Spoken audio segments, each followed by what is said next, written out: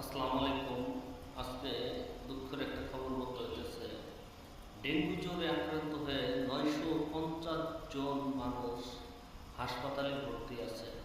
আপনারা তাদের জন্য সবাই দোয়া করবেন, আল্লাহ তাআলা যেন তাদেরকে সুস্থ করে তোলে। আর আমরা যারা আছি, এখনো যারা সুস্থ আছি, ভালো আছি, অবশ্যই মশারি টাঙায় ঘুমাবো আমরা। মশারি টাঙায় ঘুমানোর কোনো বিকল্প নাই। আরেকটা কাজ করব, বাড়ির আশেপাশে ময়লা আবর্জনা পরিষ্কার করব। ঘরের আনাচে কানাচে যদি কোনো ময়লা আবর্জনা থাকে অবশ্যই আমরা পরিষ্কার করে নেব। ডেঙ্গুর কিন্তু মারাত্মকভাবে প্রকোপ বেড়ে গেছে। 950 জন হাসপাতালে এবং একজন মারা গেছে। ইন্না লিল্লাহি ওয়া ইন্না ইলাইহি রাজিউন। আল্লাহ তাআলা আমাদেরকে যেন হেফাজত করে, আর যারা অসুস্থ আছে তাদেরকে যেন সুস্থতা দান করে। সবাই ভালো থাকবে।